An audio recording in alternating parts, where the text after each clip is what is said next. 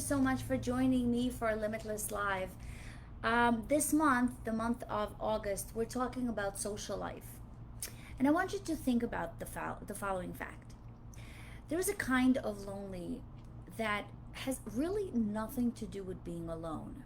And I talk about this a lot with my clients because we use those two words interchangeably. We say lonely when we actually mean alone.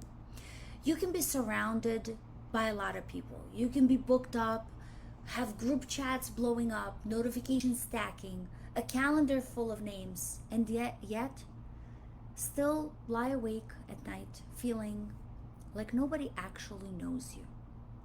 And that's not coincidence. That's a wound. The Surgeon General calls it an epidemic. Studies say that over half of us are living with that. And that was before the world got rewired, before we all learned how to disappear into our phones and call it connection. But here's what nobody tells you. The ache isn't about how many people are in your life. It's about how many of them actually seen you, the real you, not the performing one. You can have 500 followers and feel invisible because being surrounded is not the same as being known. And somewhere along the way, a lot of us stopped letting ourselves to be known because it felt safer this way. Today, I want to talk about the tribe, not friend count, actual tribe. And I want to tell you something that you may not want to hear yet, but you need to. You don't find your people by accident. You become someone who can finally let them in. And that's what I want to build for you today. Because the first thing I want to cover is you become who you are surrounded with. So, who have you been surrounded by? And who has been shaping you? This is an old idea and it gets repeated every so often because there's a meaning to it. But if you think about the deeper meaning of that, you become like the people closest to you. Most people hear that and just nod, but nothing changes in their life because agreeing with the quote is easy. But now looking honestly at your 5 closest friends, it's not. So let's actually go there. If you're spending years around people who normalize settling, you learn to settle. If you've been around people who talk about their dreams like they are embarrassing, some part of you learns to shrink your own dreams. Not because you're weak, but because you're human, and human absorb the emotional temperature of the room they are standing in. And the truth is, some of that shaping you happened to you. You didn't choose the family. You didn't choose the relationship, the friend group that taught you what love, loyalty, or belonging was supposed to look like. Even when what they taught was wrong for you. But you get to choose now. And I need to say this so you can hear, because when people hear choose your circle, they immediately think it means cutting people off, being cold, walking away from everyone who isn't leveled up enough. And that's not what it means. That's not healing. That's isolation. And you're pretending that that isolation is self-help. What I'm talking about is you do something smaller and braver. Notice. Notice who actually makes you feel safe enough to be honest with. Notice who doesn't flinch when you tell the truth about where you are. Who you get off the phone with a feel more like yourself, not less. Because here's the pain that teaches so many of us. It teaches us to keep the people who require the least from us emotionally, because those friendships feel safest. Low stakes, no risk of being let down. But low stakes also mean low debt. It means that you don't go deeper in that relationship. It means that you weren't built for a life of low debt. So this week, I want you to ask yourself honestly, who are these 3 to 5 people who make you feel more of who you are, not less? Who are those people that actually worth investing? Or are you spending your best energy on people who never asked for it and will never earn it?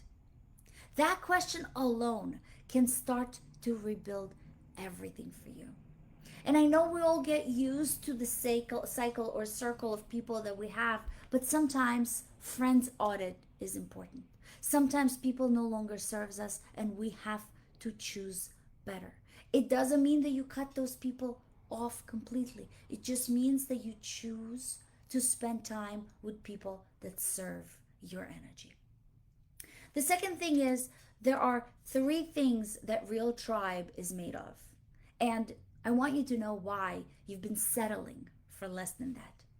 Because I've spent years building a community through coaching, through this platform, through rooms full of men and women that are there to rebuild their life, one honest conversation at a time. I went through many conferences. I've went to a lot of networking events, and I've really watched what makes a conversation feel alive and what makes it feel hollow, no matter how long it lasts. It came down to these 3 things. And once you know them, you will never unsee where they're missing.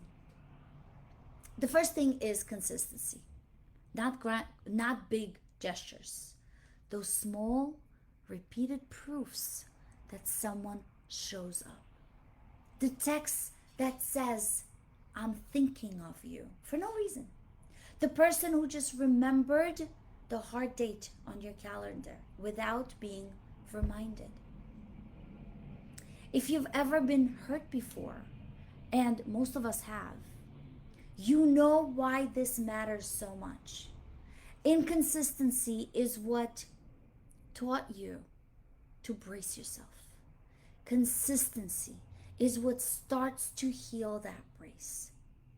So, if your friend or the person that you considered in your inner circle is not there for you consistently, choose a different tribe. The second one is reciprocity. And this is the one that quickly breaks so many people. Because if you've ever been the overgiver in a relationship, in a friendship, the one who always calls first, the one that always shows up, the one that always gives first, you already know one-sided love doesn't feel like love for a long time. And I'm not just talking about romantic relationship. I'm talking about any relationship. It starts to feel like proving your worth on a loop. Real tribe isn't about keeping a score. It's about both people actually being in it. So think about that. And the third thing is vulnerability.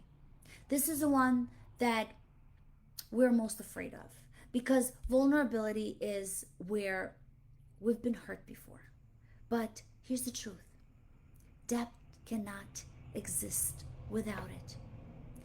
Not oversharing with strangers. Just the willingness to say, here's where I actually am.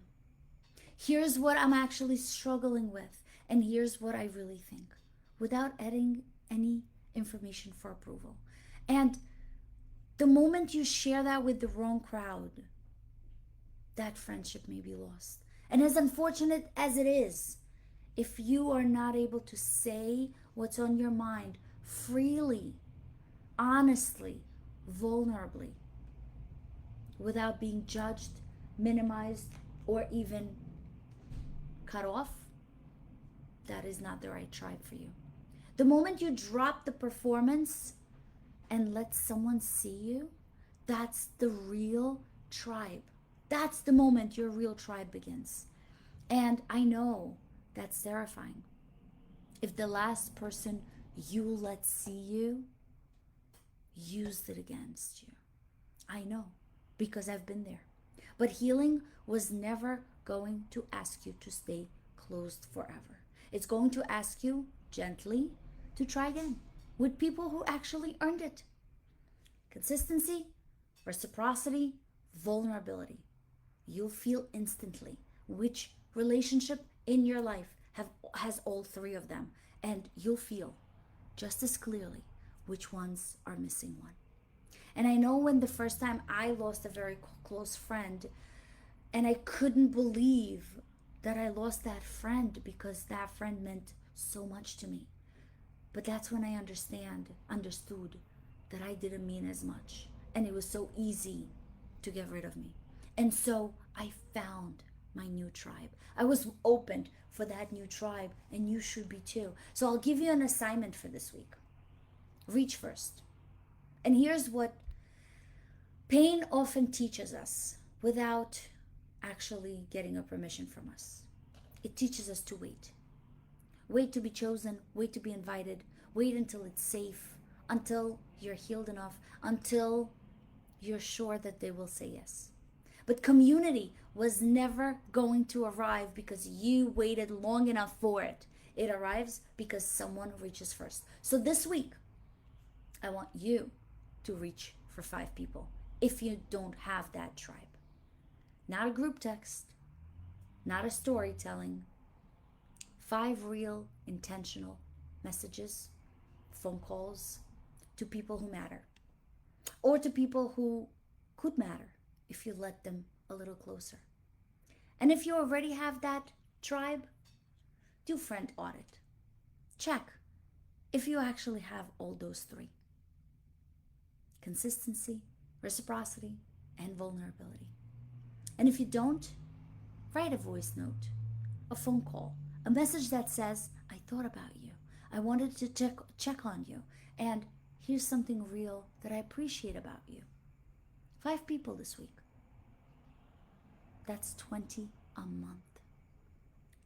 And that's over 200 intentional moments that you can connect a year from one small, repeated act of courage. And that doesn't mean that all of those 200 should be your close tribe, but these should be people that you can reach out, hang out, and actually be open with. And out of these, you can choose your closest ones. And here's the quiet gift inside this assignment. Every time you reach first, you're doing more than just building a community. You're proving to yourself that you're not the one who's waiting by the phone anymore. You are the one who shows up first because you know that your presence is worth offering. And that's not just community building. That's healing in action. You were never meant to carry your life alone. That's not weakness. That's biology. Isolating doesn't mean you're broken. It means you're human. And human, we're built for each other. But here's what I need you to hold on to. You don't find your tribe by accident. And you don't earn it by just shrinking yourself or overgiving or just waiting quietly for someone to finally choose you. You build it on purpose by becoming the kind of person who shows up honestly, reaches out first, and no longer settles for relationships that only ask and never give up. That's not a burden that you're carrying. That's power that you're stepping into. Some of you people are already in your life, just waiting for you to go a little deeper. Some of those people haven't met yet, but you will, because you're becoming someone who's ready for them. Reach out for 5 people this week and come back next week, because once you know who is in your tribe, we're going to talk about how to actually go deep with them without losing yourself in the process. If this community has felt like the missing piece in your healing, I want you to know that that's exactly what my space is. It's not just teaching, it's connecting with men and women that want to do deeper work, that want to grow themselves Personal development is important. Wanting the same wholeness, choosing on purpose, not to do it alone anymore. Check out what we're building. Message me. Exceed Limitless is always here.